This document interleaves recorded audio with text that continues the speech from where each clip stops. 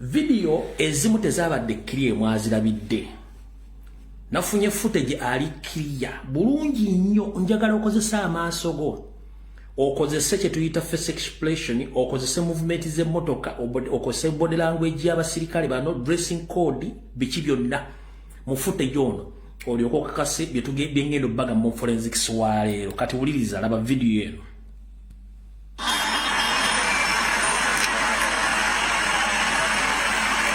Ezo na drone.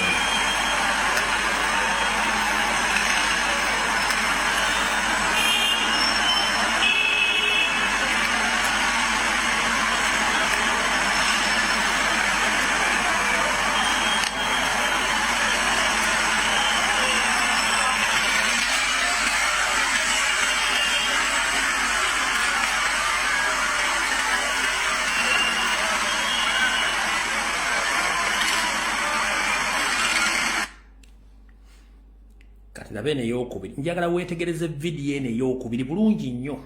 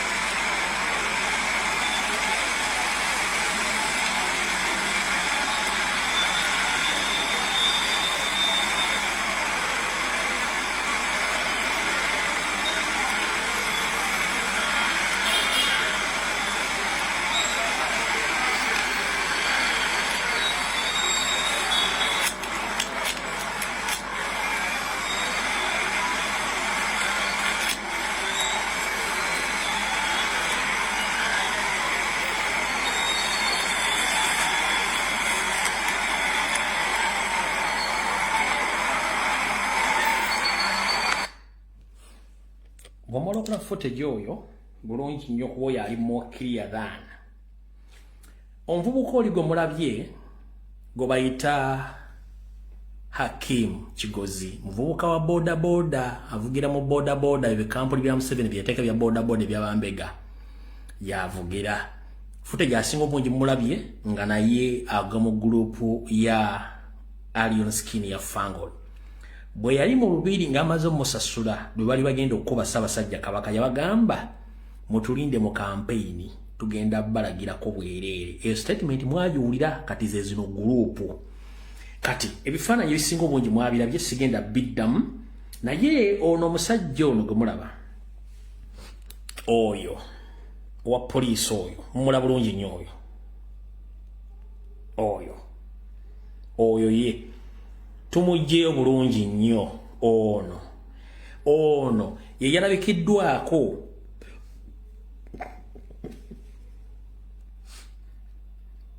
ono ye DPC we Wandegeya ayitibwa Hassan Hiwurimbire wuuyo eri abakuuma ddembe mwenna mukomye okututigomya kyendaku nnyo nti olwaleero mugenda mulaba baddembe bali buli wamu naye ate obwenkanya wali kaziro wano wali kasaako omulaba toli bulaba kituufu nti ebyafaayo tebiddiŋŋana wabula abantu oyo ye DPC we Wandegeya ASP Hassan Hurimbire musajja munyarwanda Hiwurimbire musajja munyarwanda kankabaddize bulungi eri abakuuma ddembe mwenna mukomye okututigomya kyennaku nnyo nti olwaleero abakuuma ddembe bali buli wamu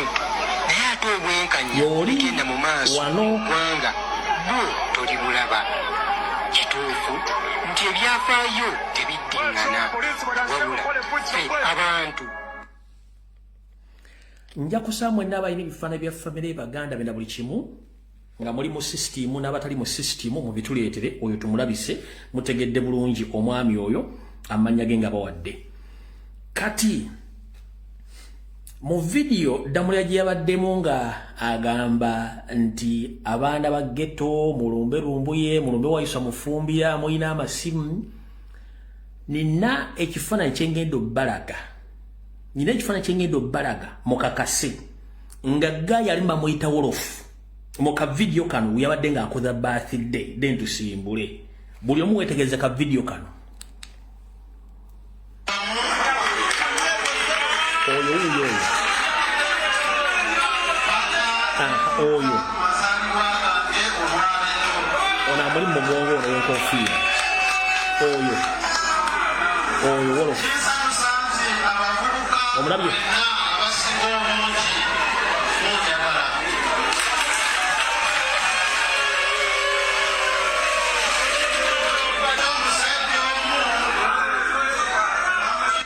kati ekisajja kino kyemulaba kino ndooza kikola ku New Vision kino oyo gumulaba naye wa New Vision oyo gumulaba oyo mwetegereze bulungi nnyo oyo naye wa New Vision oyo wolofu kati ono naye kayakola ku New Vision obula ekisajja kikola mu New Vision ekyo kiraba ekyo ekiseko ekyo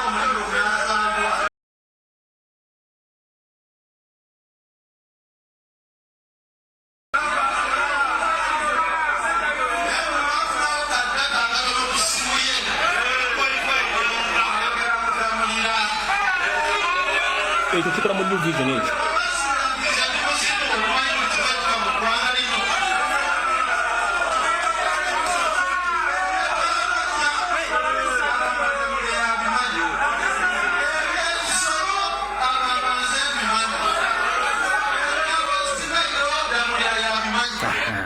kati mutegedde bulungi kuliko wa New Vision mumulabye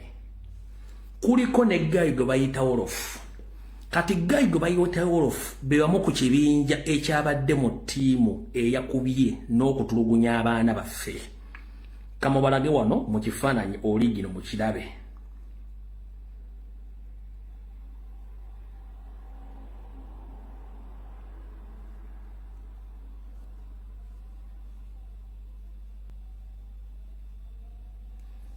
wano mu kifaananyi yono wolofu mumulaba yoyo wolofu mumulaba bulungi nnyo kati Damulira ab'ekyalo kye bakuwakanidde simanyi biki kati ono ye wolofu abeera ne Allion Skin era nga naye y'omu kabinja kajja ati kokolagana Damulira tolinawo ogendako wakati ebikolobero byo ono ye wolofu mumulaba bulungi nnyo yambadde nakiri ekisanja kya New Vision kyembalaze kati omukulu oyo era yono wano yoyo wolofu era naye group ya Allion Skin ngena ke kabinja akakola ebikolobero by'okuwamba n'okutta abantu kati wulira bulungi nnyo omukulu ono eyabadde mu project y'okuwamba n'okukuba abantu ngali mu uniform za JAT oyo y'omu gwe bayita wolofu era ngali mu gganga ya Allion Skin naye nga wolofu ono asibuka bw'ayiise kati ye group eyo Damulira dayo gamba b'ekyalo kyo bakitusetimenti bakondeming ebikolobero byo guwa kuliyetinga gangs mu Kampala oyo gwe bayita wolofu mutegedde bulungi mu video yabaddemu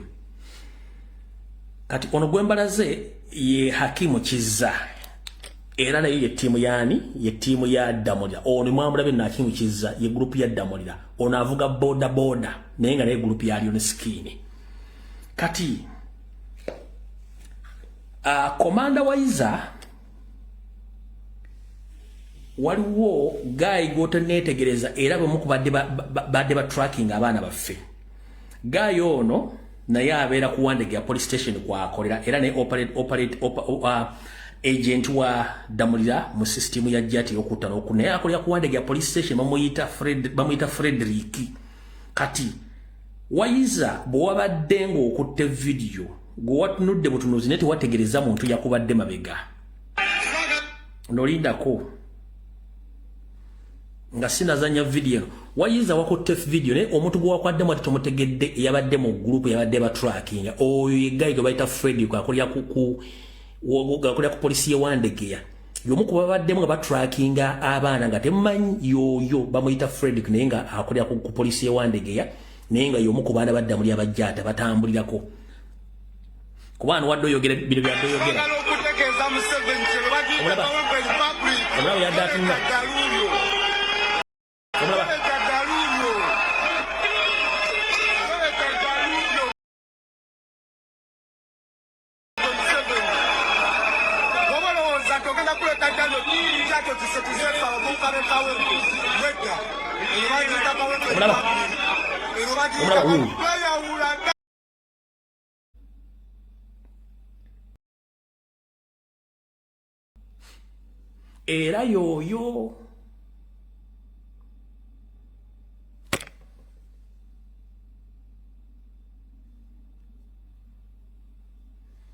era yoyo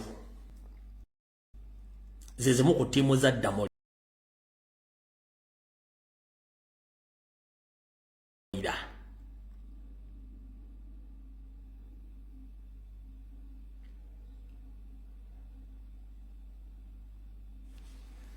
tukyagenda mu maaso loza kati mufunye ekifaananyi ekituufu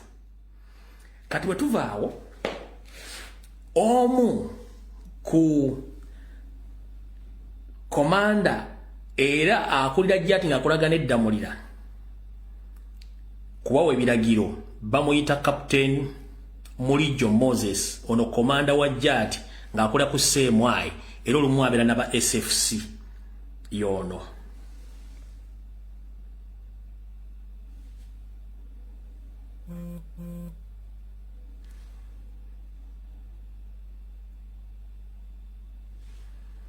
yoyo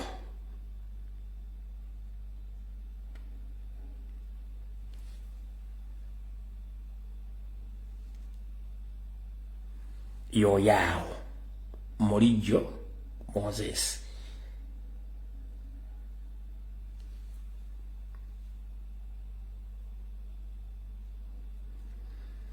katuza mutegedde group bwetambula twagala jani viringa buli kimu ensi ekitegere bulungi nnyo abantu betuliringa nabo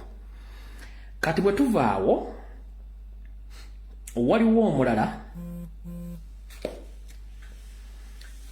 ng'ono gayi ebifaananyi mbulebeko nga bitambula buli kimu kitambula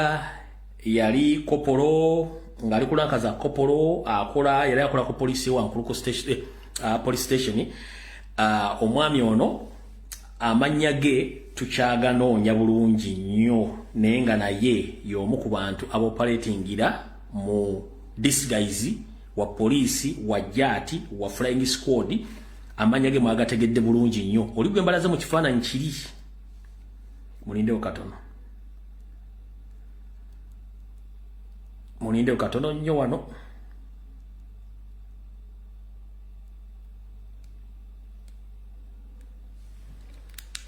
era yoyo buli kifaananyi kye mwasanze ku social media mukitambuze yoli gomale mu ka video kali oyo gomale mu ka video kali mutambuze ebifaananyi bino bantu profilinga family zaabwe bano tu profilinga family zaabwe buli kimu nga bakirina okubeera omulaba wano wantu profilinga family zaabwe okitegedde bulungi beboganga ezerimbisa ebyokwerinda bebakozesa okutulugunya n'okuwamba abantu tukyagenda mu maaso nkyabawa information endala ku bantu bano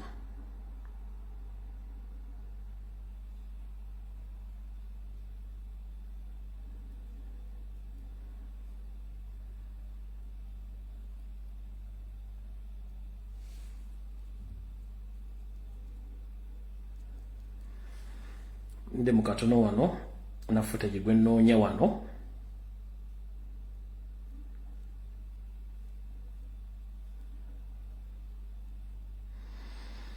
Kati waliwo noono naye nga bamuyita Chris Kayana Mukonjo naye nga akulya ku CMI era naye ali under JAT nga yemu kubawamba abana mu Kampala era yabiddwako nga awamba era nga agenda mu maaso n'okuwamba ate nnyo n'okozesebwa okuwamba abasiraamu. Yawambako n'omusiraamu omu ku muzikiti Nakawa ku traffic gyevuddeyo katono oluvannyuma lw'okuliriizingibwa court y'omu ku bagavumenti beekozesa ono efamire ye naye ali mu JAT eyo famire ye. Famire ye y'omuvubuka naye ali mu JAT akwata abantu y'ono wano Mukonjo.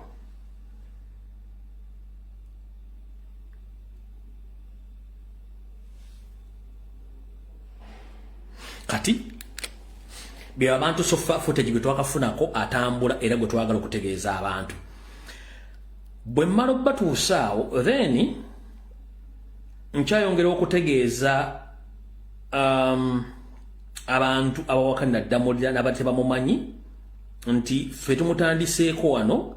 naye n'abamumanyi baali bamutegeera dda ku bikolobero byakola. Ono yali omugenzi Yohana Tambala emirundi ng'ayogera ku musajja ono mabega kokko n'akabinja ke. Kankabalageko wano oke tugende mu maaso. Ate Damulira yawona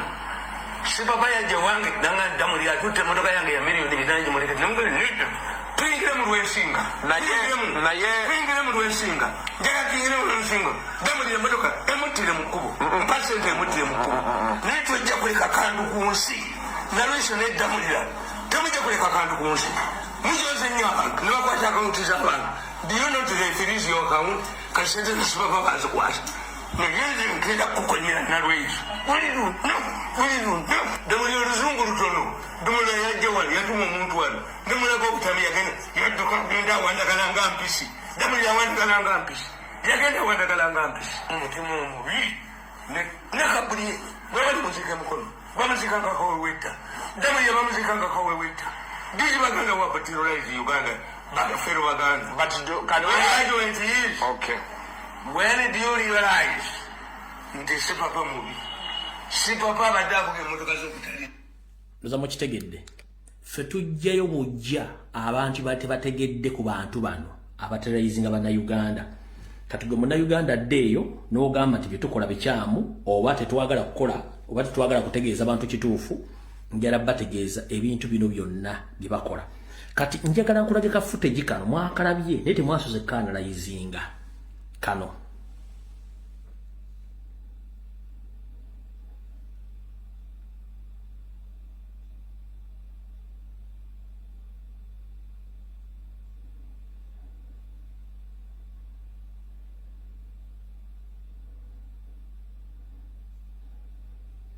Omukyalo liwe yaddukidde n'asikayo bano abatali commission di.